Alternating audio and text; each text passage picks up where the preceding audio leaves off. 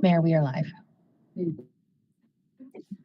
Good morning. My name is Esther Mannheimer. I'm Mayor of the City of Asheville and Chair of the Policy, Finance, and HR Committee. And I'd like to welcome you to the December 12th, 2023 remote meeting. All council committee members and staff are participating virtually. To help our audience follow along, I'll state each section of the agenda aloud. We are streaming live on our Virtual Engagement Hub, which is accessible through the Virtual Engagement Hub link on the front page of the city's website. We also have an option for the public to listen live by phone. For those of you out there with us today, welcome. For today's meeting, we have the option for, as I mentioned, for people to participate and call in and comment live or just listen to the meeting. You can call in using the number 855-925-2801, meeting code 5257. If you want to comment at this point, you will need to push *3 to enter the speaker queue. I'll now go through and introduce all the committee members and staff who are participating virtually. Council and staff, as I call your name, please say a quick hello. Councilwoman Maggie Ullman. Hi, everybody. Councilwoman Kim Roney. Good morning. City Manager Deborah Campbell. Good morning. City Attorney Brad Branham. Good morning. Finance Director Tony McDowell. Good morning, everyone.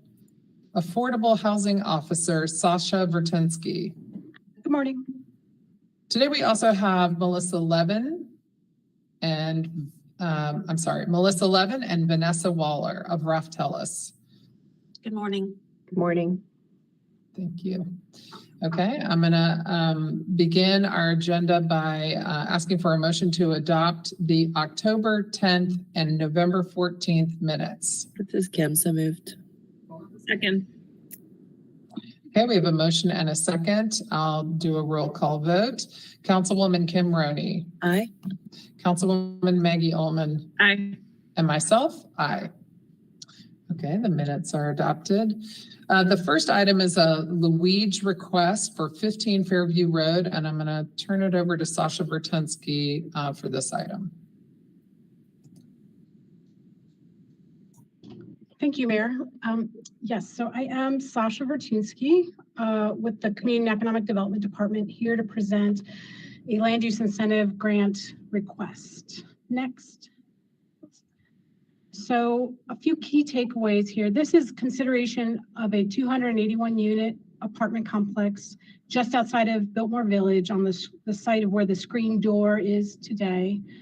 The 20% of the units will be affordable. That's 57 units at 80% AMI for 20 years. Half of these units will be set aside for voucher holders. As through the policy, the project qualifies for 16 years of taxes paid, and the developer is requesting a 21-year grant due to additional construction expense and the location. There were concerns raised at HCD around who benefits from the Luigi funded units, meaning the tenants of those units. We are evaluating the Luigi policy through the affordable housing plan work and that process, and using Thrive Asheville's report and other considerations. So based on the current policy, staff is recommending a 4.56 land use incentive grant for this project to be spread over 18 years. Next. So just first, a little bit more background on the project. 100% of the rentable square footage is in housing, which is part of the requirements. There's a minimum square footage in the policy. This project's on 8.25 acres. The developer is estimating the taxable value after construction at around 80 million. And the total construction cost is close to 60,000, with the total project cost being close to 78 million. Next. So just very quickly, this is the unit breakdown is proposed and as a part of their units. I should have probably said this project will be before you tonight also as a conditional zoning project. So for the affordable units, you can see the mix there. The majority are in studios and 1 bedrooms, with 2 bedrooms and a 3-bedroom unit as well. Next. This is the project location, just on Fairview Road, right there. Next. And here's a rendering of the project. Next. So here's a summary of the points as outlined by the policy that they qualify for. The minimum to get into the program is the 20% of units at or below 80% EMI for 20 years, and that gets you 20 points. 10% of the total units accepting rental assistance is another 10 points. Housing someone from the homeless by name list, another 5 points. Locational efficiency, so they are within a half mile of a transportation amenity and a mile from a job center. In this case, they're about a mile from mission hospitals. There's points for energy efficiency, universal design in 20% of the units, and building in a non-qualified census tract. Excuse me, gets you another 10 points. So that's a total of 80 points, which is a 16-year grant. Next. So they are requesting an additional 15 points for locational efficiency because there are multiple bus lines near the location, convenience stores, and they're within somewhat walking distance of a few schools. Our policy doesn't provide for adding points for multiple transportation amenities. So for example, a downtown project, which is next to the bus station and other, like maybe the middle school or other things like that, you don't get additional points for, additional amenities. So staff didn't support that request. They are also requesting an additional 10 points due to the presence of asbestos, resulting in an additional $500,000 of construction cost. And this is allowed by the policy for that request. So staff did support that request. And so they're requesting 21 years. We're recommending 18 years of total grant. Next. So the parcel today is about $1.6 million in value. They're paying around $6,500 a year in taxes. That would continue if this grant is approved. So the grant is based on the increment of tax value. That increment would be with this estimate of an $80 million value would be around $315,000 a year, which exceeds our policy cap of $80,000 per unit for 57 units. So when we do the math, the developer's asking for the maximum subsidy of $80,000 per unit. So for 18 years, the city would pay $253,000 annually. For a total grant of $60,000. So once it's capped at 80,000 and you get that maximum total grant, the year split out is it's not that it doesn't matter, but it matters a little less. The total grant is still the total grant, no matter how many years. It really it would affect if the tax value goes up over time, then we'll pay up to $253,000 a year. Hopefully that makes sense. Next. So HCD reviewed this request on November 27th. They voted 1-2 on a motion of support, so the motion failed. There were concerns aligned with the Thrive report that was made to council a few weeks ago. And there's also concern about the need for more deeply affordable housing in the Oakley School District. Next. So we wanted to spend a little bit of time unpacking this for you. So bear with me. So this is a little bit longer than a normal Luigi presentation. So just for some background for everyone, the Luigi program was created to incentivize the creation of affordable units at 80% AMI in projects that otherwise would just be purely market rate rent projects. The policy was not designed originally to produce units for lower income residents at like 50% AMI or less, without additional funding layers like vouchers or other sources. So over time, though, this policy's been revised slowly, increasing the percentage of affordable units required. So we started out at, I think 5%, and then it went to 10%. Now we're at 20% of units. And that length of affordability period has lengthened over time. And then voucher acceptance was added in as a requirement to help serve those at 60% AMI and below. in 2019, the program's point structure was changed. It used to be 10 points, got you 1 year of taxes granted back, and now it's 5 points. So it was pretty quickly realized, I think, by the development community that it actually made it more feasible and made more sense to try to take advantage of this program. And so that's why over the last 2 years, we've seen a lot more applications for it. Next. And then just turning for a minute to the Thrive Asheville report. Thrive Asheville received $135,000 in ARPA funding for their landlord tenant partnership program and to study outcomes of the Luigi program and the Housing Trust Fund. And this was in response to council requests to look at, equitable, how are the outcomes equitable for our housing programs.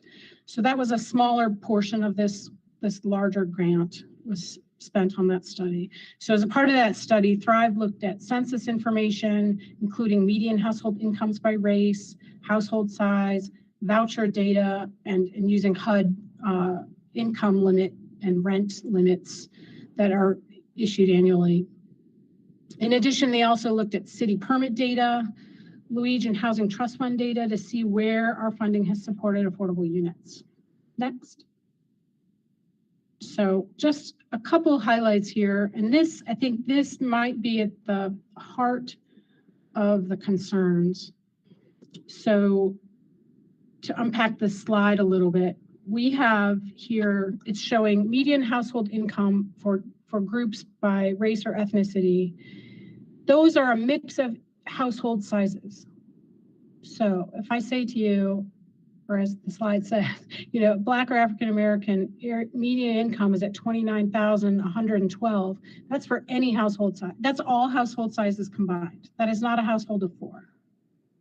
So just to be super clear, and we don't have that information from census that says AMI by race, by household size. We do not have that data. It's not available. It's available from 2010. It's not available from today. So, and then we have this reference line here, the 80% AMI level at 60,000. That is for a household of 4, and that is for the Asheville area. It's really our 4-county region, but our metro area. And that is for all race and ethnic groups combined.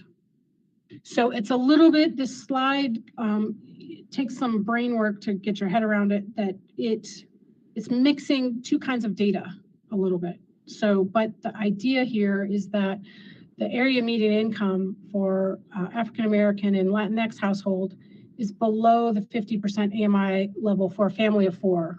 So if we move that red line down to 50%, those would still be below. Councilwoman Roney. I don't want to interrupt your presentation if there's a time for questions later. Should I hold my question? If it's on this, I mean, I think, I don't. Okay. It is on this, and I think I just wanted to provide some clarity on where I'm coming from. Not all of my concern is hinging from the Thrive report. I think for me, being in the room around housing decisions since 2014, there has been a lot of narrative data from our neighbors who are concerned that they can't access the housing that the city uses tax dollars to incentivize. We've seen this income disparity in the State of Black Asheville report. There have been multiple attempts to try to back up the narrative data. It's almost like if it's on paper, then we will believe it. And I don't want this to say that, I'm not meaning to say this is a reflection on our staff. I'm just holding a responsibility as a council member for oversight to determine what's the best path moving forward to get us to our goal of equitable, affordable housing. And I know we're going to have a lot of differing opinions on that, but I just wanted to name that it's not just the Thrive report. It's years of narrative data. It's years of folks trying to make the case that they can't access the housing we're building. The Thrive report is a small snapshot that points to what I imagine could be a different way of moving forward. So that's just for me. Right. Yeah, no, I don't disagree with any of that. And I think staff's on that same page. I mean, that's also partly why we've asked Enterprise to help us evaluate this program even more. I think 80%. And that's it for this slide. Next, Allison. So, you know, as a part of their look at city data, I do think it's just important to note that this is the use of different city tools to achieve different levels of affordability. So this is all tools. So this would be conditional zonings, you know, with or without subsidies. This would be LUIGE. This would be Housing Trust Fund. It probably may also include ARPA money. I can't remember, but it does make me feel a little bit better when we look at these units, you know, the units that, and these are units that are constructed, that are built on the ground, they're open. It's not the projects you've approved over the last year and a half that haven't opened yet. So the majority of those are serving households of 60% AMI. And I'm not trying to justify anything here, but just to let you all know, we have had some great outcomes for our city funding. Next. And just lastly, I think in our conversations with Thrive, we've had a couple meetings with them over the last week or two. We all agreed, and you know, that their conclusions were speculative and not definitive. So because we don't have actual race data for tenants, specific tenants in city subsidized housing, so their conclusion was speculative. They think it likely exacerbates racial and gender gaps in our community. We can't say that for absolutely sure, but there is a lot of, as you're, you know, anecdotal information, or not even anecdotal, but there's a lot of conversation and things. Folks have said a lot about this over the years. And so Thrive recommended further research on these issues. Next. So LUIGE program equity assessment. So this is where this leads us to. Is LUIGE an equitable outcome? Is it where we should be putting our money? We are currently working with Enterprise on that. Updates to the plan will include recommendations about incentives, and we really are seeing this as a holistic point of view, like a housing ecosystem. It's not just to ask Enterprise, what's your recommendation on LUIGE right now? It doesn't really work, because we really want to look at it as a whole system of how we spend our funds and what are the outcomes we're getting. And is this the right tool to be using? Should we change it? Should we stop using it, etc.? So that's all on the table. Enterprise was selected in part because of its commitment to centering equity in its recommendations, and they have a long history of that work. We are expecting, you know, draft recommendations probably in March. They'll be coming to the community with draft recommendations to talk about with the community and stakeholders and council members. But we would have a draft plan in, you know, May 2024 is what we're looking for. So next. So back to this project. So we've got policy and we've got project. So we're trying to kind of keep them separate, but at the same time, we have to hold both at the same time. The developers offered to set aside 50% of the affordable units for voucher holders. And based on Housing Authority data, 95% of tenant mobility voucher holders have household incomes in the 0 to 30% AMI range. And 44% of those voucher holders are African American. So that means 10% of the total project will be going to voucher holders, and maybe it, depending on your opinion, or it helps balance some of these equity concerns in this project. Next. So just once again, we are recommending the approval of this application for a total grant of $4.56 million. And with the provision that 29 units will be reserved for voucher holders, and that they will take actions to ensure good faith efforts. So, which is actually a part of the, you know, general housing policy, but we didn't outline specific things. But they're willing. I know the developer's willing to work with the Housing Authority, and we've written that into the resolution that you'll see at council tonight, to make sure that the Housing Authority knows about vacancies in their project, and that we can be making sure voucher holders access that housing.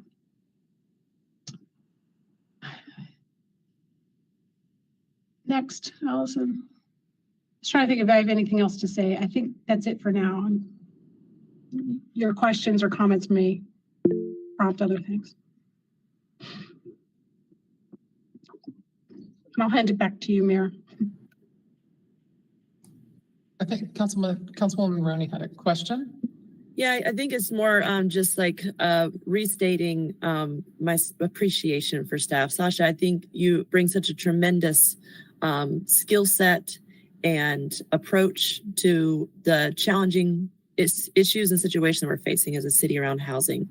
And so I just wanted to own some responsibility for, as I'm approaching this position of looking in general at land use incentive grant, I think it's ultimately a really helpful tool for voluntary rent control because we don't know what the future of affordable housing looks like.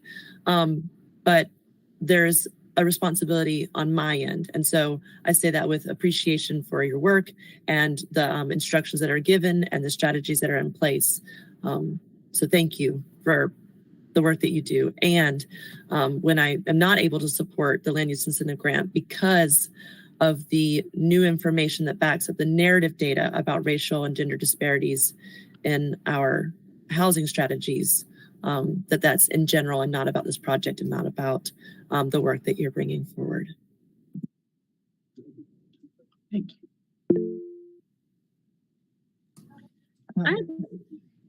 I want to add a question. Could you go back to the slide that shows the points? So this isn't around the 80% AMI and 20 units. I think that was a bit further back, like the Luigi points. One Yeah, more. so we're going to see this conversation. Keep going. Yeah, thank you. Tonight, so I'll, There there you go. So what I wanted to talk about is the line for Energy Star getting 15 points.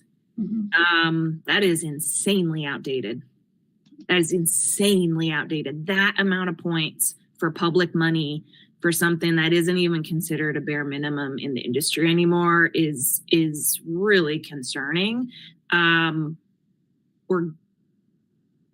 That is not worth 15 points. That is not the effort required in the marketplace. Doesn't cost anything near that amount of incentive.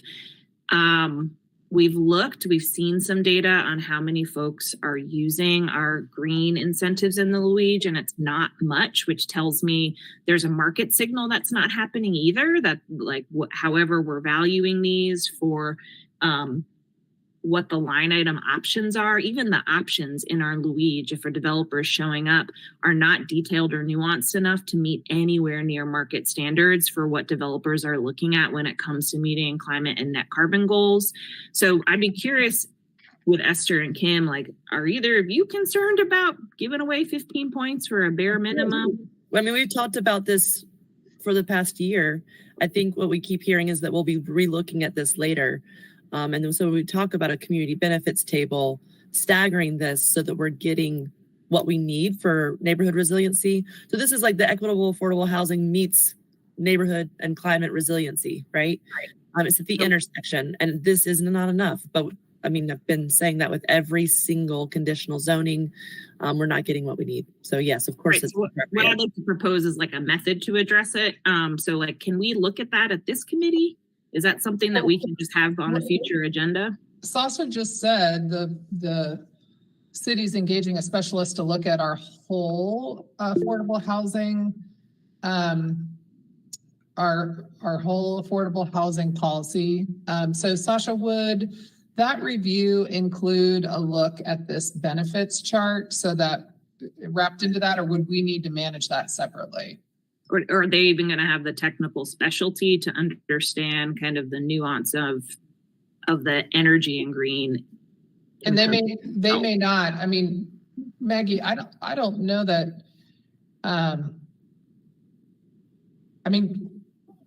I guess I would just make a suggestion for what the change should be. This is our current policy, right? So if we want to change this policy, we got to go through the whole process. I would since we have changed this policy like 6 times since its inception, I would I have. know that we've changed the energy stuff. No, I don't think we have, but I'm just saying since we are about to do it again, I think a one-time deal would be more efficient for folks. And so maybe,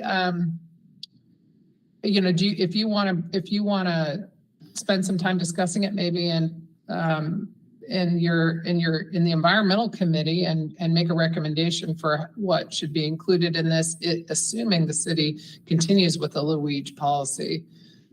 I think Derek Allen, who represents the developer, is probably going to jump in here and tell us that they're exceeding the environmental requirements here. And Sasha can still answer the question about the specialist. Yeah, before Derek and the project separately. So if we could talk just about the policy for a little while, I appreciate that Derek's team is pursuing this. We don't see it a lot, and there's a policy conversation that's separated from this project. Yeah, I definitely don't want to hear from the developer while we're talking about this. So number one, what I'm hearing from you, Maggie, and I think it's a good idea, is because we're working with a specialist to update Luigi, we need to make sure that they have the support, the technical support, to get us a recommendation. So we're not freestyling this in a meeting. The method, I would look to staff. If it's like we roll up our sleeves on committee and staff feels like they can offer that, fine. If we need the consultant to have a technical, I just hear that we're doing good work on Luigi leading towards May, but I hear the housing elements. And so my question is, will a deliverable from some updated, more market relevant environment standards be included in that? And if not, how do we make sure that we don't miss that boat? Because I gander that we haven't updated this part of the Luigi ever. It doesn't appear that way. So if I could just jump in real quick on a couple things, just to unpack it just a tiny bit. The Energy Star is 5 points, and then the green building certification is 10 points. Maybe you know that. So I do think we can address that in the plan. Enterprise, they've got different arms. So we're working with the consulting arm that does planning and these kinds of activities. They also are developers. So they actually build projects. So they have in-house expertise on the economics of how you build housing. And I'm fairly sure they can draw on some information around this too, and how that fits into a development picture and the real costs that you're speaking to, Councilwoman Ullman, on that. I will work with Enterprise to we need to figure out a little bit more detailed strategy around how we're going to get to this. I think there's some big questions to answer about Luigi first. And then, if we continue the program, then, the next level is what are the points and how do these get distributed and what are the goals, and right? So, but yes, thank you for that, though. We can add that to our list of things to look at. So what I'm hearing is, in the process towards May, which is when we're going to hear back on kind of the outcome of our collaboration with Enterprise, is that there's a first fork in the road of is this tool relevant? What do we need to do about it? Hopefully it's not like getting rid of it with no alternative, right? It's an important tool, but is the tool the right one? And so we're going to help sort through that. And based on that fork in the road, whichever direction we go, Luigi in its current name or something else, either of those routes will have a layer that analyzes our green components to ensure that they are up to date, that they are revised, and that there'll be some type of committee input, whether it's this committee or energy environment, to review that before any drafts go to council. Is that what I'm hearing? Yes. Yeah. So, and I'm not promising that Enterprise will do the actual point system themselves. I'm not sure that's in their scope, but we're already kind of planning ahead, implementation wise. This seems like at the top of the list, and so we can be working in tandem to make sure we're addressing those. Awesome. That was my main bucket of comments on this. I think we're going to talk about the actual project tonight at council, so I have other thoughts, but I'll share that in the context of full council tonight. I think Rachel had a comment.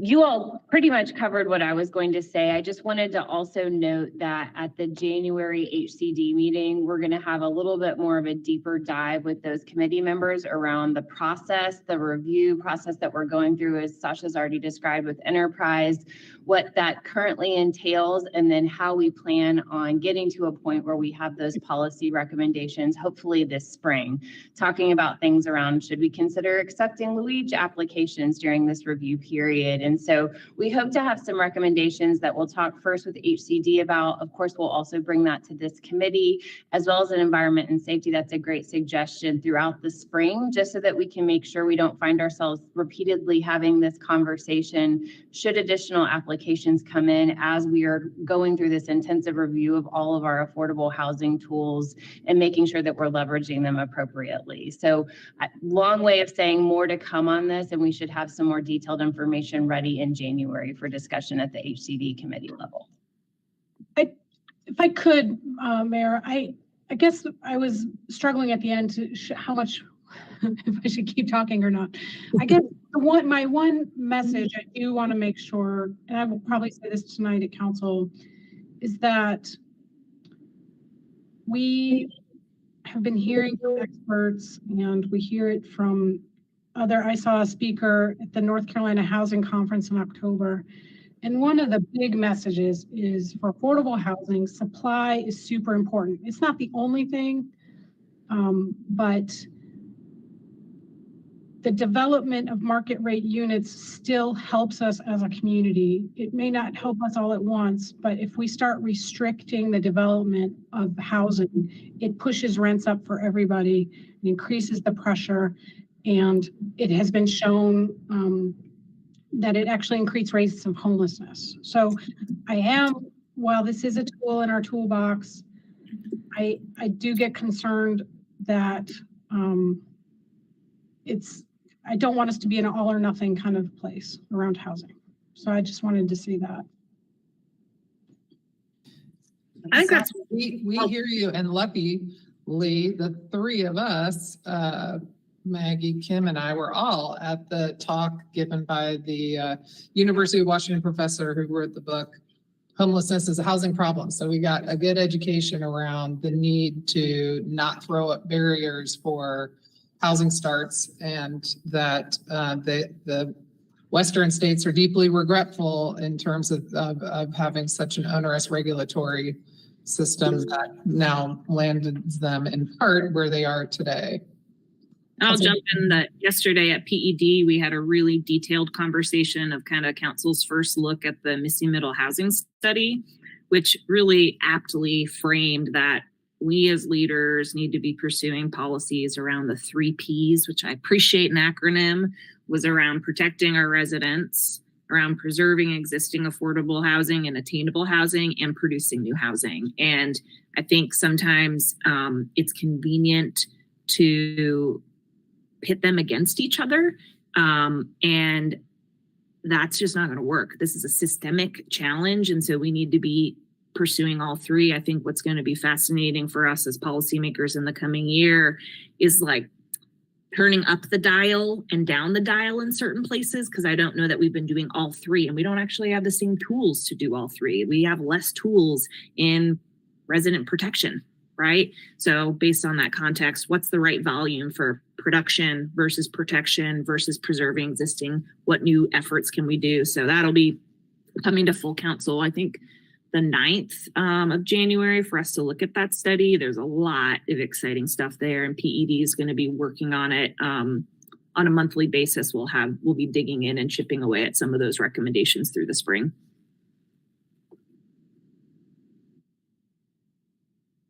Councilwoman Roney. Yeah, I appreciate that, Maggie. Thank you for bringing that conversation to this table. I think the other thing that I heard from the event about housing or homelessness as a housing problem is the importance of building housing for the people who live in a community. He used the word incumbent. And I thought that was really interesting because the conversation that we've been having is who gets left behind. And if we continue to leave the poor working and vulnerable people of our community behind and only build for our new neighbors, we're going to get a deeper hole. So I think that the 3 Ps and the adding to all of our tools will help. I didn't want to leave out the part about housing being, or homelessness being a housing problem without naming that homelessness is also very much a problem. I gotta jump into like my favorite metaphor from that event builds exactly on what you were saying, Kim, is, you know, for a long time, if you ask someone who's unhoused, they might tell us the immediate reason. Maybe they lost their job or they've split up in their family. But if you look at it more like a really weird game of musical chairs, where of course the person who is injured on the job and has a bum foot is going to struggle to get to the chair when the music stops. But right now there are less and less chairs and more people. And so that's that kind of supply argument. Our most vulnerable are going to be the least likely to get access to the chairs in the musical chairs game of housing, especially if we aren't building more and more chairs for people. So it all just plays together.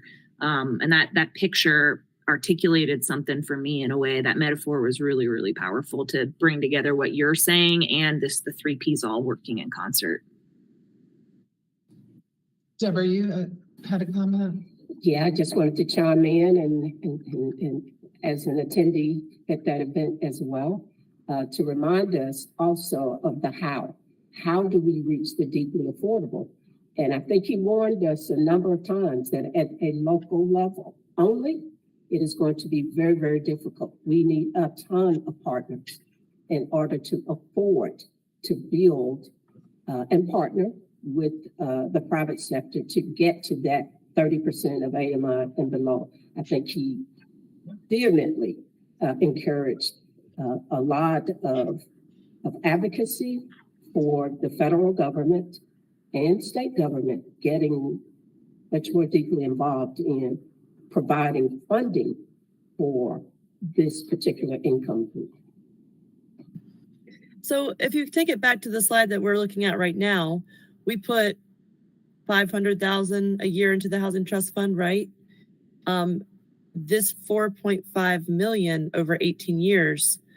What I'm hearing from the larger table of council is, what could we do to get a better return on investment of our tax dollars? In the past, I've been like, okay, well, we got to figure out how to build the units that we can with partnership. But I think that's part of the conversation we're going to hear tonight. So with that, maybe Sasha, you want to wrap this up? We still gotta, we've gotta vote on this one and then get into the next item on our agenda. Well, I pretty much concluded my presentation, so sorry if I didn't make that clear. So this is our recommendation. I think the next slide is just the key takeaways again. I can make a motion. Okay, please do. Yeah, and just for the record, which I'll talk about more tonight, I feel like we need to have a conversation as a council of if we are going to pause Luigi applications because of this policy process or not. It just doesn't feel fair.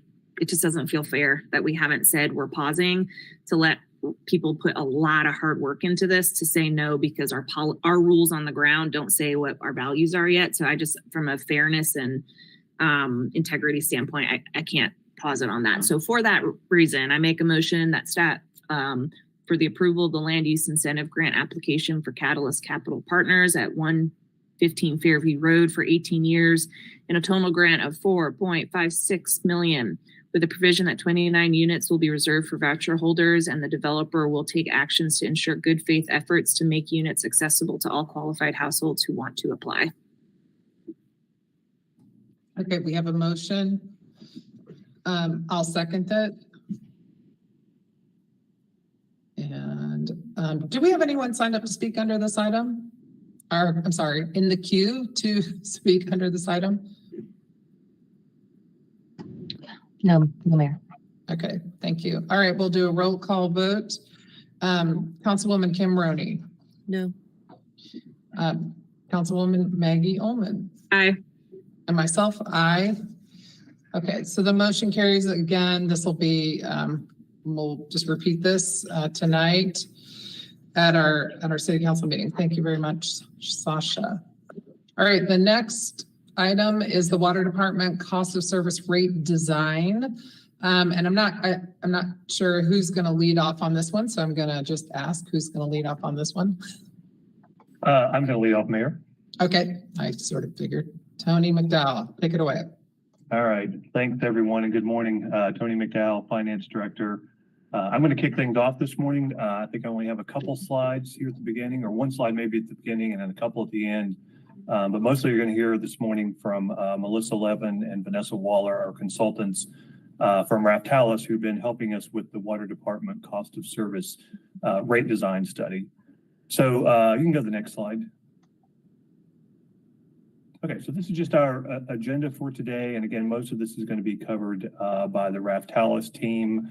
So we can go ahead and go to the next slide, which is the key takeaways from the presentation today. So the conversation today is really one that we're picking up with you all. There's a conversation that we started back during the budget process when you all were considering the water rate change for the current fiscal year. And during that discussion back during the spring, staff indicated that a water cost of service study was already planned for the current fiscal year. And what a water cost of service study does is it defines the cost of providing water service by each functional area within the water department. It assesses the rate structure and makes recommendations for an equitable and functional rate model moving forward.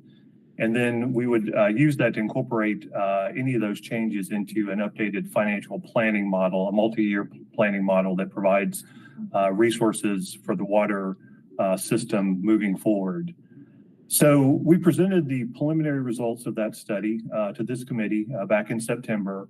And what those preliminary results showed was that rates did need to be realigned to equitably reflect the cost of providing service, particularly between the residential, commercial, and wholesale customer classes.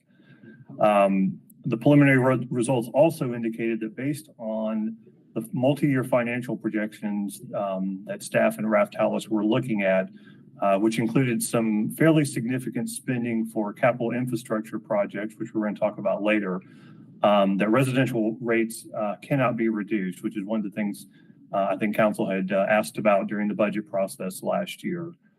So what have we been doing since September? So since that September committee meeting, staff has continued working with Raftalis. We took the comments and feedback that you all provided in September, and we put together two models.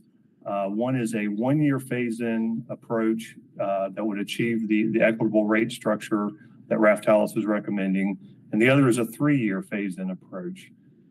Staff is recommending the three-year phase-in model, and as Melissa and Vanessa go through the presentation today, you'll see what those specific rates are, and I think that's another thing that this committee had asked for us to bring back was some specific rates for you all to consider. So you can go to the next slide.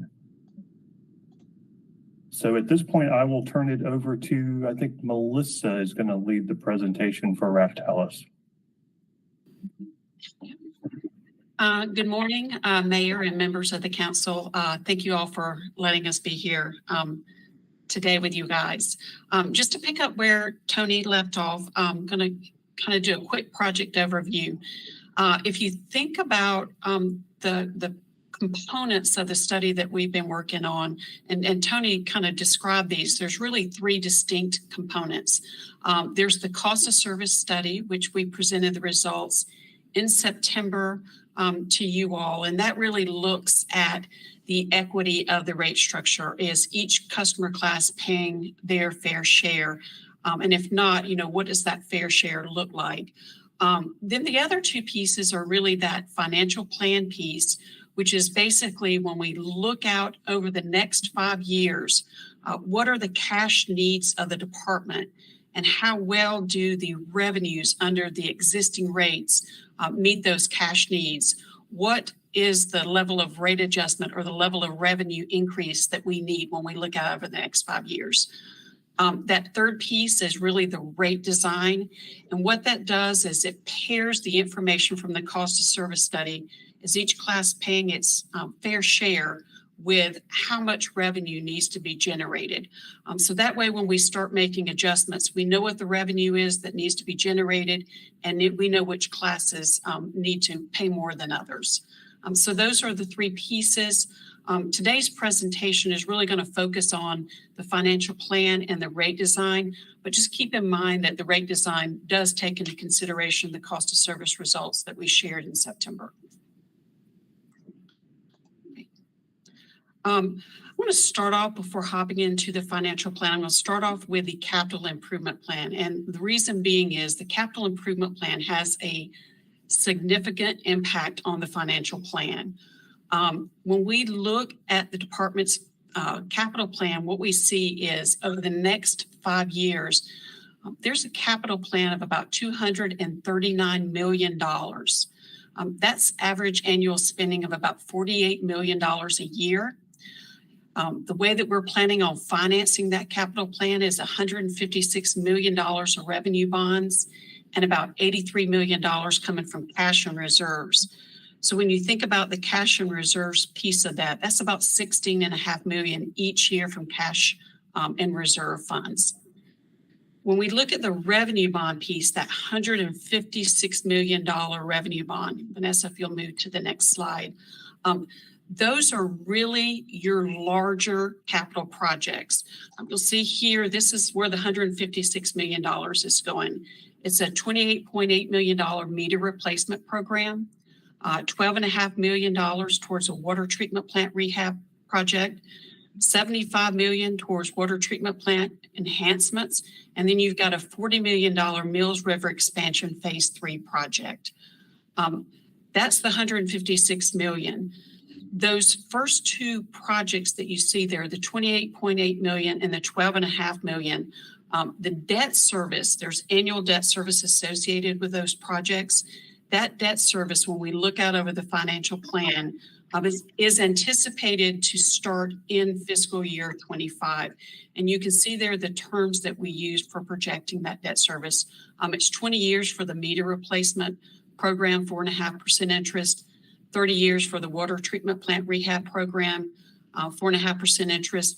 The term has to do with the type of asset that it is. If you think about meters, they're not as long lasting as the water treatment plant. On the bottom of that list is a $75 million water treatment plant enhancement and the $40 million Mills River expansion. The debt service associated with those two projects is anticipated to begin in fiscal year 28. Again, both of those are 30-year revenue bonds, 4.5% interest. But that's the $156 million worth of revenue bonds, and that is part of that $239 million capital plan. One of the things that we need to keep in mind with these revenue bonds is when you sign up to do, revenue bonds, there are certain legal requirements that are part of the covenant for taking on these bonds. We're going to have to keep a certain amount of money in a cash reserve fund, and we're going to have to meet certain debt service coverage ratios. There's a legal requirement for those. And the way that this revenue bonds kind of flow into the financial plan is through the annual debt service. And I see a question here, and I'm wondering if it might be better if we kind of move through the slides and save the questions for the end. That way you have the... Is that all right if we do that? Please, thanks. Okay. So that's the capital plan that kind of feeds into our financial forecast. So we'll kind of move to the next slide. So when we look at the financial plan, what this is here is that you're looking on the screen is the blue line that's kind of running through the middle of those bar charts. That is our projected revenue under the existing rates. And you'll see the different bars for each year. That is the cash needs that we're projecting for each year. The light green bar there, that's our operating expenses. They're projected to increase about 3.5% each year. You see the orange bar, that is our existing debt service, and that is debt service that's already been issued to pay for capital projects that have already been either put in the ground or already in existence. Where you see that proposed debt service for those revenue bonds rolling in, you'll see it the fiscal year 25, a little bit of that gold color. That's those first two projects and the debt service associated with those, the meter replacement project and the water treatment rehab project. You'll see the gold bar grow when you hit fiscal year 28. That's when we take on that additional $75 million and $40 million loan for the water treatment plant enhancements and the Mills River expansion. So the debt service grows quite a bit when we look in fiscal year 28. That top gray bar, that is the cash funding for that capital plan. We talked about $83 million worth of cash funding. There it is up there at the top. And again, you see the blue bar going through the middle of that. That is the revenues that are projected under the existing rates. So what you immediately notice is under the existing rates and the revenue that is generated from those rates, we're not going to have enough revenue to pay for that capital plan. We'll move to the next slide. If we were to move forward with that capital plan, you see our total reserve fund balances go negative over there on the left-hand side. On the right-hand side, that debt service coverage ratio, this is going to be a requirement of issuing debt. There is a legal requirement of 1.2, and you can see that orange bar going through the middle of that. Rating agencies really prefer to see a debt service coverage ratio of 1.5. That is your rating agencies such as Moody's, Standard & Poor's, Fitch. It's important when we look at having a 1.5, because those rating agencies will rate your debt, and the interest rate on your debt is based on the rating agency's rating of you all. So not only if we were to move forward with the existing rates and the revenue, it really probably we could not issue the debt because we could not meet the debt service coverage ratios. So if we move to the next slide, what we're really looking at, if we did not change the rate structure and want to finance that capital plan that we saw, that is the capital plan that the water department has put forth for the next 5 years, what we're really looking at to pay for all of those capital projects, both with the cash and to meet the debt service requirement, the coverage ratios and the days cash on hand, what we would be really looking at is about a 7.5% annual rate increase each year. You'll see that first year we've got a 7.9%, and I'll speak to that a little bit later in the presentation, but just roughly a 7.5% each year increase to be able to pay for that capital plan. And as you see, as we kind of move to this next slide, talking about issuing the debt, we talked about the reserves being important. We've got to maintain a certain amount of reserves and debt service coverage.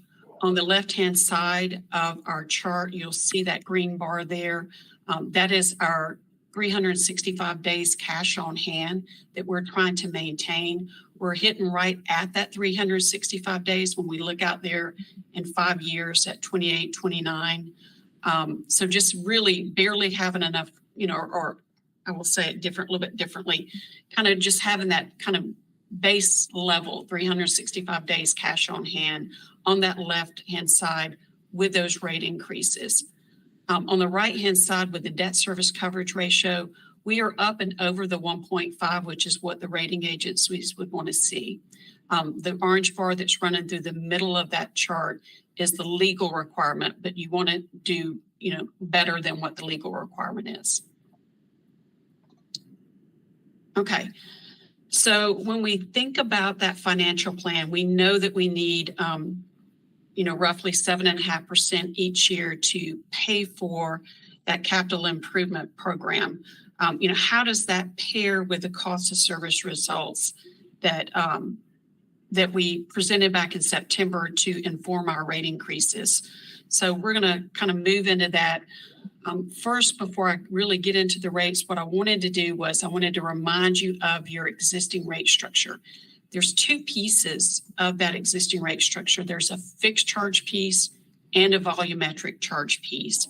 The fixed charge piece is based on meter size. So depending on the size of your meter, that is the fixed charge that you pay. Most of the customers are bi-monthly customers. So the charges that you see on the screen is a bi-monthly charge. If you are a monthly customer, you're paying half of that roughly. So this charge here is charged regardless of whether you use any water. You're paying this fixed charge.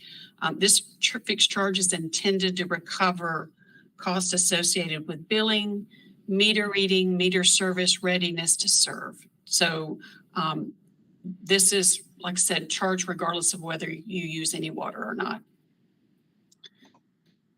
The other piece of the rate structure is the volumetric charge. And as you see here, there's a different volumetric charge for each customer class. And, as we kind of presented, I think the last time that we spoke with you all, single family residential pays $521 per CCF. Irrigation is the $644 per CCF, and you can see the rest of the rates kind of going down through there. Just keep in mind, a CCF is 748 gallons of usage, right? And this charge is assessed based on a per CCF usage, which is 748 gallons. Your average residential user is about 4.4 CCF.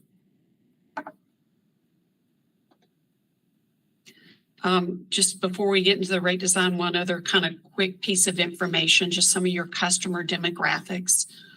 Most of your customers are bi-monthly meters. You see there, you've got 60,285 bi-monthly meters, only 327 monthly meters. Your residential class is, all bi-monthly meters, and they represent the largest customer class that you've got. They are about 94% of all of your customers. And on the right-hand side, when you look at the usage, and this is, how much those customers use, we talked about the CCF, that single-family residential class is the largest class in terms of usage, with commercial following kind of fairly close behind, about 13% less than the single-family residential class. Okay. So we know what those average annual, if we were just to take everyone's rates and increase them across the board, we know it's about 7.5% each year. We kind of know what the customer class rates are right now. We just showed them. You saw that there's two components. There's a fixed component and a volumetric component. If we were to flip the switch and to change all the rates based on the financial plan that we put forth, and then in year one, kind of what does that look like? So that's where we're heading. But real quick, just to remind everyone about the cost of service results, where we're kind of making the moves. In our residential class, when we did the cost of service study, what we saw was the volumetric rate from a volumetric perspective, the residential class was paying its way. That base charge or that fixed charge that we showed, there needs to be a small increase to that 5/8" meter charge just to bring that meter charge into line with the rest of the meters. So if you think about the fixed charge of the rate structure, that 5/8" meter needs to kind of come up a little bit relative to all of the other meters, and all of the other meters would stay kind of flat in the initial year. When we look at the commercial and manufacturing classes, we know that those classes were not necessarily paying their fair share. They need to increase to reflect cost of service. Those two classes are functioning very similarly. One of the things that we did notice when we were doing the cost of service, that tier 2 rate gets a deep discount right now. If you are a manufacturing customer, you're getting a 57. It's about 57% of the tier 1. If you're a commercial customer, it's about 62% of the tier 1. That tier 2 commercial and manufacturing rate needs to come up to reflect cost of service. Wholesale rates need to increase to reflect cost of service. That's kind of a big contributor, as well as the irrigation and the multifamily. So I'll move to the next slide. So what does that look like? If you think about, we've got a fixed charge component and we've got a volumetric component. This is the fixed charge component. And you see that 3% increase on that base fixed charge for a 5/8 inch meter. It would go from $12.95 to $13.34. So it's about a 39 cents increase. This is not just your residential customer. There are a lot of small commercial customers that have a 5/8 inch meter. But you can see there all of the rest of the meter sizes would stay the same. They are set where they need to be set and do not need to increase. As we move to the volumetric rate, this is where a lot of the changes are happening. And keep in mind, we're just looking at a 1 year right sizing of the rates. There would be additional rate increases beyond this first year. This would just be if we were to flip the switch and put everyone where they needed to be, this would be year one. This would be the fiscal year 25. And when we look out past fiscal year 25, we would still need to generate that 7.5% increase that we showed with the financial plan. So if we were to flip the switch and right size all of the rates in year one, we would be looking at a 11.8% increase to irrigation, it going from $6.44 to $7.20. For multifamily, an 8.1% increase from $4.58 to $4.95. We see the commercial and the manufacturing. Tier 1 rate, right now it's $4.41. It would go to $4.95, so that's about a 12.2% increase. The Tier 2 rate is really where you see the big increase. For the commercial class, it would go from $2.74 to $3.90. That's a 42.3% for the commercial class. For manufacturing, that is a 56% increase on that Tier 2 rate. And then we've got wholesale going from $1.23 to $2.50, which is about 103.3% increase. It's basically a doubling of the rate that's currently charged. So those would be the rates if we were to right size it in 1 year. And again, it would be additional rate increases beyond that. One of the recommendations, the one that Tony referred to, the 3-year kind of right sizing for cost of service, phasing it in over 3 years as opposed to 1 year, kind of what does that look like? Basically what you're seeing here is that 3-year phase in. And you can see the rates that are in year one for all of the customer classes that are in blue. That rate is the same as what we showed on the last slide. In year one, basically, we are saying, let's go ahead and get that rate where it needs to be. So you see single family residential is at $5.21. Irrigation goes to $7.20. We go ahead and correct the multifamily. It goes from $4.58 to $4.95. The Tier 1 for both the commercial and the manufacturing class are going to go from $4.41 to $4.95. That's that 12.2%. We're going to go ahead and take that Tier 1 rate where it needs to be.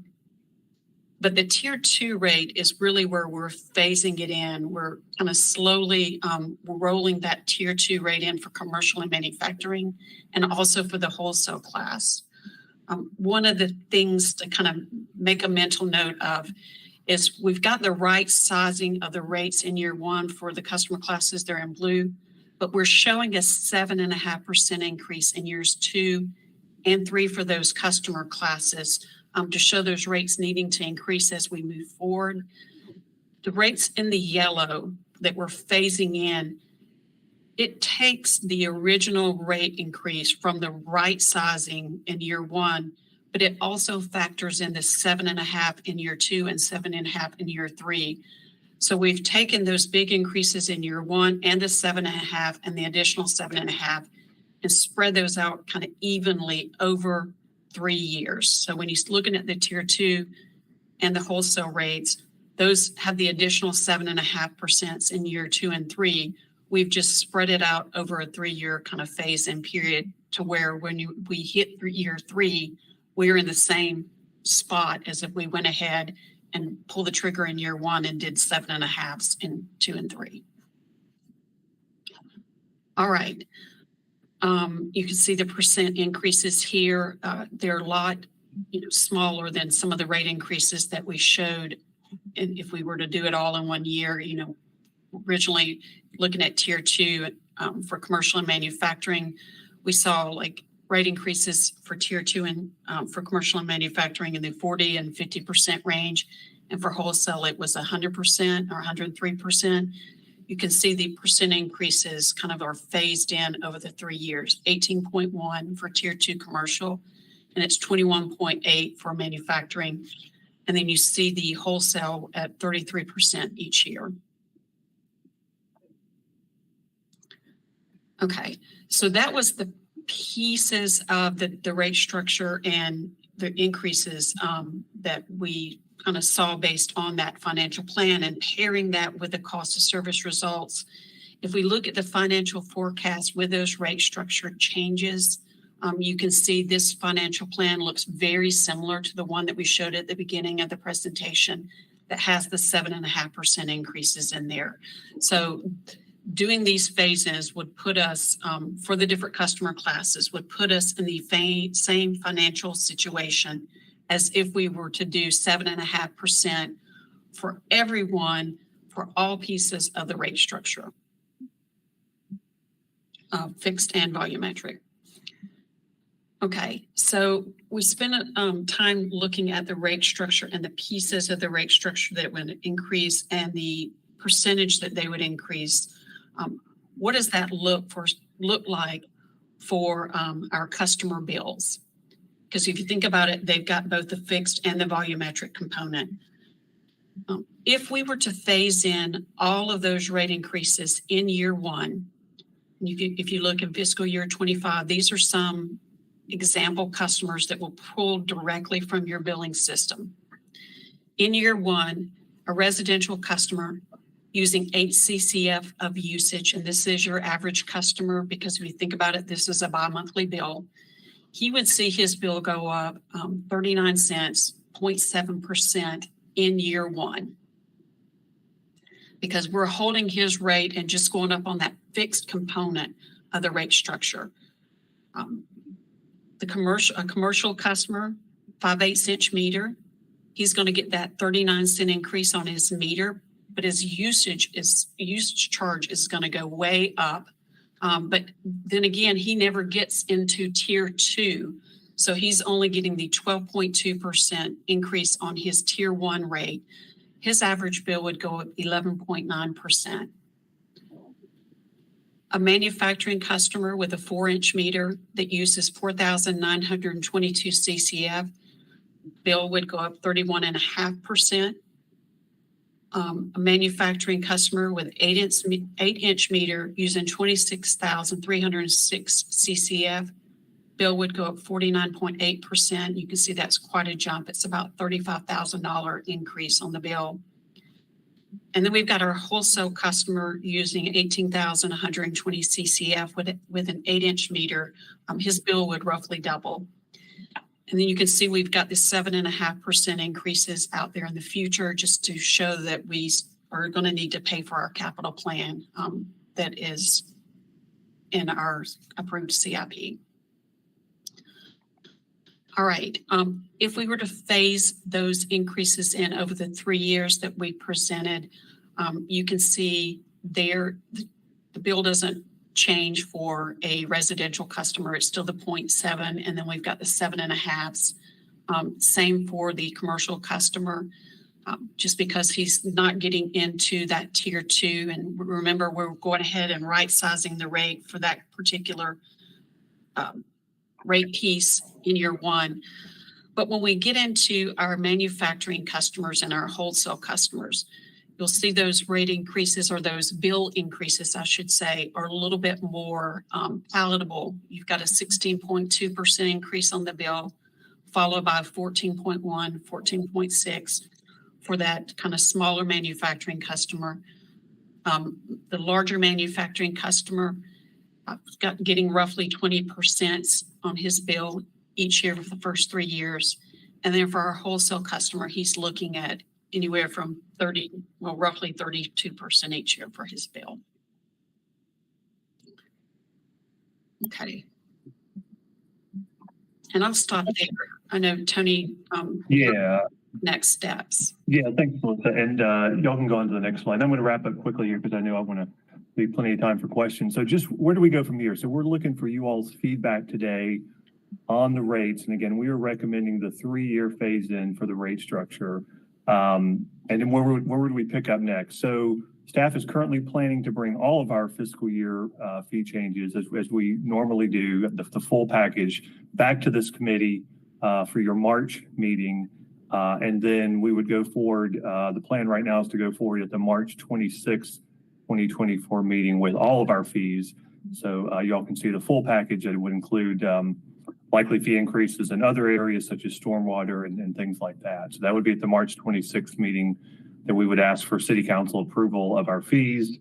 And that would be early adoption. So whatever fee changes y'all might approve at that point would not go into effect until July 1. And so that allows for plenty of time for communication with our customers. And it also allows us to build that additional revenue into the FY 24-25 budget. And then finally, just a reminder with water rates, when those new rates go into effect on July 1st, if you're a bi-monthly customer, you actually don't see those bills or see the impact of that change until the bill that you would get in September of 2024. So a lot of time built in between now and when any potential rate increases would go into effect. So we can go to the next slide. And this is just a recap again of our key takeaways. Again, in the interest of time, I won't run through all of these, but look forward to hearing you all's feedback. And again, staff is recommending this 3-year phased-in approach to the rate changes. So with that, Mayor, I will turn it back over to you for questions. Questions? Go ahead, Maggie. Sorry, I double clicked there. I just want to give kudos for the presentation. I spent a good bit of time with this the other day because it's complicated. And it's complicated. It's a very complex system. And your presentation was you're very gifted at making it very understandable. So thank you. Although it's still hard. So I have a couple questions. And really the heart of my question is really, what we've been asking for is that we were anticipating that there wasn't parity across our different clients for what the cost of service is. And so this shows us if we want to get there, or am I assuming correctly that these approaches, both in the 1-year scenario or the 3-year, gets us towards that cost of service parity? That is like the end point of this analysis. Is that right? Or is it like close, or is it not all the way? Like, does it get to that full outcome? It does. Like, and if you do the first year, the 1 year or the 3 year, you both get to the same endpoint in that 3rd year. The one thing that I would say is, this is based on the way that your current customer classes, the way that they're using the systems. Sometimes that shifts over time. So, it's not a one and done and you never have to look at it again. You're going to get, new users that come in that are large manufacturing users or large commercial users, and it's going to change, the way that class operates. So for now, based on the way that the customers are using the system, yes, these rates reflect cost of service, regardless of whether you do a 1 year, just pull the trigger or pull the Band-Aid, or whether you phase it in over 3 years. And Maggie, if I could add that we are committed to doing a cost of service study on a more frequent basis so that we can ensure that we kind of maintain that parity. Yeah, that makes sense. I'm going to keep rolling through a couple questions. So given that we're going in that direction, one other thing is I found the example slides so helpful. I really loved that. Thank you so much for pulling those different, okay, if I'm using this much water, what's it mean to me? Because I think between now and when this comes back to us, I want to have a lot of conversations with the potential ratepayers that this would be impacting. I've already been hearing from some. So I know that staff has been working with some of those folks as well. So I'm committed to being part of any of those outreach and conversations. So those examples are really helpful. And I know that when we look at the number of meters across. We got 2 examples for manufacturing, but we only have 6 manufacturing meters. I'd love to see some more detail across our 4,500 users in the commercial, because I think that's where the more nuance is. And so really understanding the range of our commercial customers and the impact, because when you look at the manufacturing impact, it's very significant. I want to have conversations with those 6 manufacturers. If you're listening to the video, like, let's have a conversation. And I'd like to understand a little more depth of the actual financial impact for those commercial customers. So if we could see a couple more examples that are kind of representative of the range of that class, that would be really, really helpful to me. Okay. And then getting back to that initial point of, we've been asking to get back towards cost of service parity to see what the numbers are. And so that fundamentally assumes that if we were to continue in this trajectory, that we no longer value or want to have economic development incentives for business. And so I think now is the time to be like, okay, we assumed there was a mismatch in cost of service. We see the data that tells us, yes, that is true. And so now it's like, okay, well, is there some value in having economic development incentives? I don't necessarily know the answer, but I feel like that's some of my homework to do before this comes back to us to really reflect on. And then the question that I had, Melissa, was, I feel pretty certain a 1-year jump is just too dramatic. I couldn't fathom being in support of a 1-year jump. It just doesn't seem to work for me. And I see the 3-year proposal. Is there any way we could pull off a 5-year process? What does it look like? In order to get the revenue numbers to work with our capital investment, could we see numbers of a 5-year incremental approach as opposed to a 3? That might just be a no because of X, Y, or Z. But if it's possible, I'd love to see what those numbers look like as well. So that was kind of my initial reaction and ramble. Thank you. And we can do a 5-year, phase in. A lot of times, that's a commitment for 5 years, and it is a longer commitment, and so that's the reason we kind of focused on a 3-year, just because you had to have everyone on board and committed to, yes, we will do this over 5 years. So I see. There was one other note, which isn't necessarily for you, Melissa, and it's like, this is, of course, what staff will do, but I feel like if there's any adjustments that we really understanding what the capital's going to, and I know that that's going to be the other presentation, but right now, if I were to go and talk with a commercial customer who might experience a rate increase, I feel like I need to really understand this is what we're doing with this money.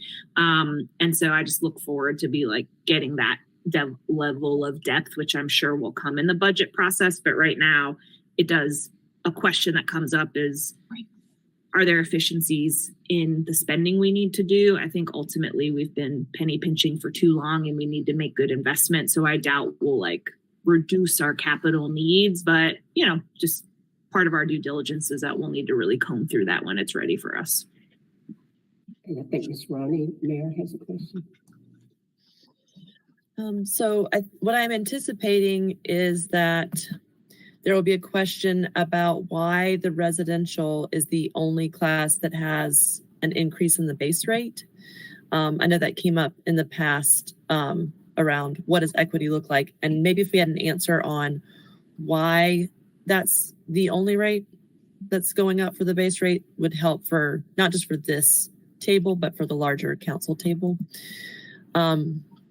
A curiosity that I have is because of our high number of short-term rentals, if we looked at a potential future where if a land use has switched from residential to primarily commercial, does that mean that we could see that land use change reflected in the water rate change as well?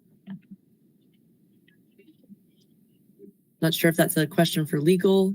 Or the Utilities Commission.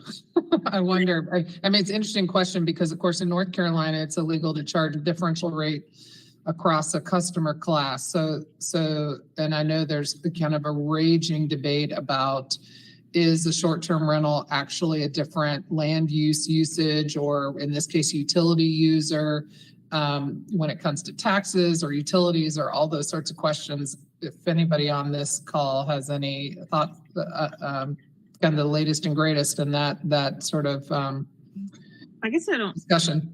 understand the question though, because based on the cost of service, commercial has a lower cost of service. So if you went in that direction, Kim, would you be proposing giving a break? I'm not proposing that we would. I just am curious about the implications of the decisions that we're making around this and the ripple effect, literally ripple effect of how it would fit into our conversation about short-term rentals. And it's not necessarily needing an answer today, but I just wanted to know if that was a question for the future, then I think we should be looking at it now. I guess another thing that came up for me is the conversation about 3-year versus 5-year. Is there a best practice for when we would touch up a study like this? If it's within 3 years, then I think that would help me understand whether or not we need to look at a 3 or 5-year. Yeah. Typically, I will, and I'll answer this on behalf of the city. I hope I'm not overstepping, but typically we would do a cost of service study every 3 to 5 years. And we would kind of look at a reset for, what the rates are doing. The one thing that, if you guys remember from the presentation, we're expecting a couple of big bond issues. We've got that fiscal year 25 bond issue for the meters and the water treatment plant rehab. And then you've got, that second tranche that is the water treatment plant enhancements and the Mills River. We know that there's going to be kind of some financial, we're going to need to look at that type of information in order to be able to issue debt when we get out there in that 3rd year. So it really kind of aligns with issuing that debt, aligns with looking at these rates. So it may be something that, okay, we put these rates in here. Let's see what the financial impact is. We're getting ready to issue this debt. We can use this financial forecast to issue these revenue bonds. So they really kind of go, the timing of it works together from that perspective. But I guess to get back to what I think your question was typically you can do this every 3 to 5 years. Okay, so that does, I think, help, because when I think about our bond programs that we've used in the past, if we have a gap in a year, then it kind of throws off the conversation about looking like we're having a rate reduction when really it's a gap in the understanding of what that parity looks like. So what it looks like we're doing with the 3-year, even though it's so intense, is making sure that we have a plan moving forward to stay on top of this. Because it doesn't feel great to be today saying, I have asked so many times, could we increase tier 2? And now we're so far behind that the on-ramping to get to parity is pretty intense. Mm-hmm. And I would love for us to set up a future, whether it's like I'm at this table or not. I don't want future councils to have to deal with this problem too. Deborah, you had a comment. Yeah, just quickly, Mayor. Thank you. In addition to these particular projects that you see on the screen, don't forget that we had recommendations from the Independent Review Committee about some other of our infrastructure related to water. In particular, I believe, David, is the East Asheville water treatment plant, or one of those, where we're doing an assessment and analysis. We don't know what that recommendation or that study will bring us. And there are a number of other items as well. So we believe, again, that the 3-year horizon is the sweet spot for us, at least to come back and review, do the cost of service, and then we'll obviously be looking at our 5-year of CIP projections as well. So what I'm hearing is you have already run the 5-year numbers, or you're because I still feel like I'd love to see the 5-year numbers. Here they are in terms of need. Or No, what do you she's say? saying the phase in, because we've seen a 1-year phase in, which Right. was sort of demonstrative because that would be sort of nuts to do a 1-year phase in. And we've seen the 3-year recommended phase in, but I think Maggie's saying, let's see the 5-year and just see what that looks like. And I think what I'm hearing from staff is the problem with the 5-year is it doesn't generate enough revenue to cover the debt service for the capital needs, right? Is that the issue that I'm hearing from you all? We need to do the assessment, Mayor. When I was talking about the 5-year, I was talking about at the getting the new projects that we won't get the results, for example, from the study from the East Asheville wastewater treatment plant until a year or two. Yeah, and I think adding to our capital needs. Yes, and I'm not talking about. We're kind of doing apples and oranges here. I think what I was hearing staff say is that you recommend the 3-year phase in for the rate increases, not a 5-year phase in for rate increases because it won't generate enough revenue to cover the capital needs known and potentially anticipated. Is that what I'm hearing you all say? Melissa. And we can fold in, if you think about those additional rate increases in year 4 and 5, we can fold those in and just kind of spread it out over 5 years. What that will do is it would pull down the rate increases over the first 3 years and just kind of spread them out over 5 years so that you would be looking at something a little bit higher than a 7.5 for those years 4 and 5. Yes, exactly. And so is that, is there any other reason not to do it other than you would have a greater rate increase in year 4 and 5? I mean, is there any cash flow reason? Is there any other capital needs reason not to do it? We would need to run the model and just look at it. The one, and we did not run that one, but the one thing that we would be looking for, just so that you guys kind of understand, is we would be looking at, we've got this onset of debt here in fiscal year 28 that you can see on the screen. If we phase it in over 5 years, are our revenues enough in fiscal year 28 to be able to accommodate that debt service and not just pay for the debt service, but have the right debt service coverage ratio?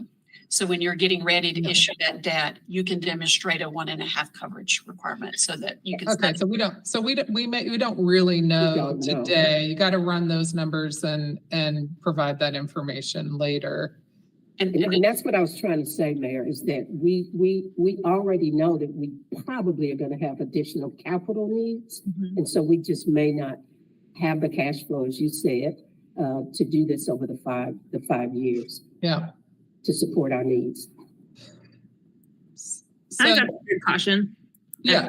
Just really understanding prices aren't going to stop. Like we need to, people always raise their prices at their businesses. We need to do that as well. And so you're anticipating in another year or so, there's going to be a lot more capital that we're going to need based on what we've been learning the last year. That's all reasonable. And that your deeply experienced hunch is that it can be a challenge to do over 5 years, but and maybe like we could still run the numbers without it being like a 15-month process, that we could probably punch it in to at least give us the context when we're considering. Yes. Yes. Okay. We can do that. Yeah. And I hear your healthy skepticism of it, but the numbers could be really nice too. So for purpose of process today, do you need us to vote on this so that it can then be considered as a part of the fees and charges discussion in our budget cycle? Or tell me what you're looking for today, staff. Tony, you want to take that one? No, we don't need to vote today. We're really looking for feedback. More feedback. Okay. Usually we're on the right track so that when we bring this back to you in March, and if necessary, we could always come back at an earlier committee meeting as well in January, February with some additional information or the 5-year phase-in scenario for you all to see before we bring the full package in March. Yeah, that might be a good idea. Just come to back. Touch it again. Yeah. And have we reached the conclusion of the presentation? I think we have. We have. Okay. So one comment I have, and I appreciate that this has happened, this study has occurred. I was holding out hope that, somehow we'd keep residential rates flat for 5 years or something while we adjusted everyone else's rates. But I can see that we do have disparity. We're going to correct that, but we still have great need. And I think it's an important point to make that one of the other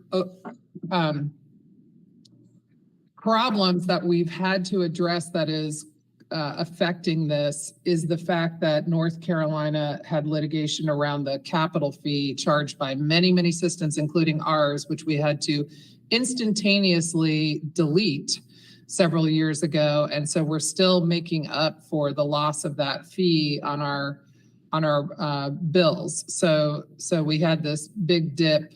And Vanessa, can you stop the screen share if at all possible? Thank you. And so I know that's part of the issue in trying to adjust our rates is to deal with that other aspect and I can't remember how long ago that happened. I think it might've been 3 years or something, 2 or 3 years ago. Yeah. The other thing that I've talked to staff about this before is the wholesale customers are cities. So like Biltmore Forest and some of our other neighbors.